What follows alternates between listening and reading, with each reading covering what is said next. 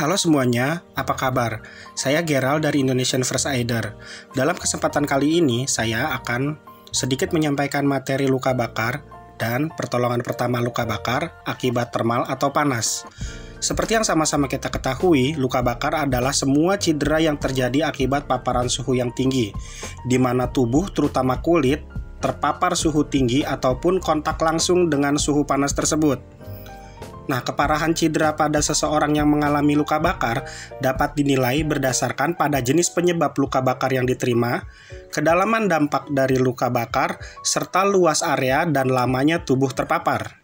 Berdasarkan penyebabnya, luka bakar dikelompokkan menjadi 4, yaitu 1. Luka bakar akibat termal atau panas, contohnya api, uap panas, ataupun benda panas. Yang kedua, luka bakar akibat kimia, contohnya asam kuat, basa kuat, dan soda api. Yang ketiga, luka bakar akibat listrik. Contohnya, listrik, baik listrik satu arah ataupun dua arah, serta kilat. Dan yang keempat, luka bakar akibat radiasi. Contohnya, sinar matahari atau sinar ultraviolet dan bahan radioaktif. Berdasarkan kedalaman lapisan kulit yang mengalami cedera, maka luka bakar digolongkan menjadi 3, yaitu luka bakar derajat 1, luka bakar derajat 2, dan luka bakar derajat 3. Luka bakar derajat 1 ini hanya meliputi lapisan kulit yang paling atas, yaitu kulit ari atau epidermis, ditandai dengan kemerahan, nyeri, tidak ada gelembung, dan hangat bila diraba. Contoh yang paling umum adalah luka bakar akibat sinar matahari.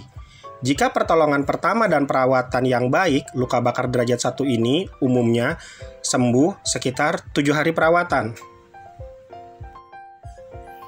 Luka bakar derajat 2 ini meliputi lapisan paling luar kulit yang rusak dan lapisan di bawahnya terganggu.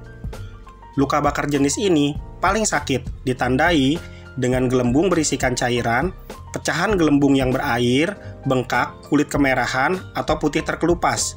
Contoh yang paling umum adalah tersiram air panas atau minyak panas. Jika diberikan pertolongan pertama dan perawatan yang tepat, luka bakar derajat 2 ini umumnya sembuh sekitar 14-30 hari perawatan. Luka bakar derajat 3 ini, di mana lapisan yang terkena tidak terbatas, bahkan dapat mengenai tulang dan organ dalam.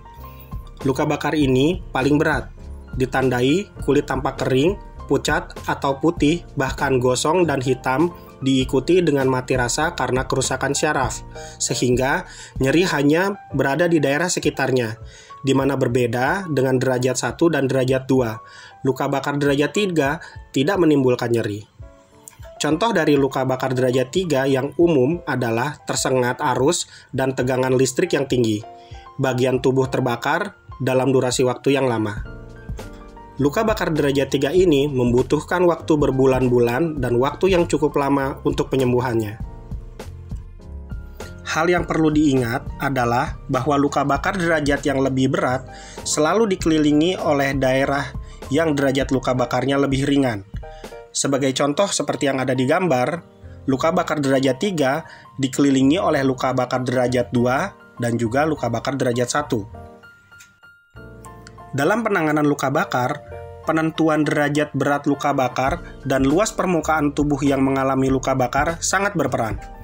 Pedoman untuk memperkirakan luas daerah yang terbakar dilakukan dengan hukum 9, yaitu membagi daerah tubuh dengan 9 persentase per daerah tubuh seperti yang dapat kita lihat pada gambar berikut ini. Sedangkan cara lain untuk menghitung luas luka bakar adalah dengan menggunakan luas telapak tangan penderita sebagai referensi, di mana salah satu luas telapak tangan sama dengan 1%. Ada beberapa hal yang perlu diperhatikan dalam perhitungan derajat berat luka bakar, antara lain 1. Penyebab luka bakar listrik, di mana luka bakar tampak kecil tetapi kerusakan di dalam jaringan tubuh cukup luas. Kedua, penyebab luka bakar kimia berbahaya, di mana masing-masing kandungan bahan kimia memiliki ciri-ciri tersendiri. Yang ketiga, daerah yang terkena luka bakar seperti wajah, tangan, kaki, kemaluan, bokong, dan paha bagian dalam, serta sendi-sendi dikarenakan akan menjadi penyulit proses penyembuhannya di kemudian hari. Yang keempat, faktor penyulit di mana usia penderita kurang dari 5 tahun dan lebih dari 55 tahun, dikarenakan lebih berat dari perhitungannya. Yang kelima, adanya penyakit penyerta, seperti penderita mengalami alergi. Direkomendasikan juga untuk penderita yang perlu mendapatkan perhatian dalam perhitungan derajat berat luka bakar, segera dibawa ke fasilitas kesehatan jika terdapat atau mengalami salah satu dari kelima hal di atas. Berikut ini adalah pertolongan pertama luka bakar yang disebabkan suhu panas. Yang pertama, ingat selalu keadaan 3 aman sebelum melakukan pertolongan, yaitu aman diri sendiri, aman lingkungan dan orang sekitar, serta aman penderita. Langkah yang kedua, lakukan pendinginan dengan mengaliri bagian yang mengalami luka bakar dengan air mengalir atau merendam bagian yang mengalami luka bakar dengan air dalam wadah selama 10 hingga 20 menit guna menghentikan proses perambatan panas sehingga luka bakar tidak menjadi luas dan dalam.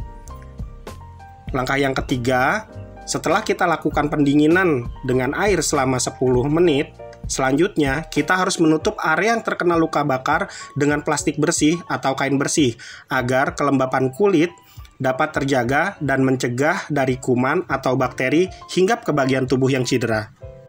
Dalam melakukan pertolongan pertama, perhatikanlah beberapa hal berikut ini.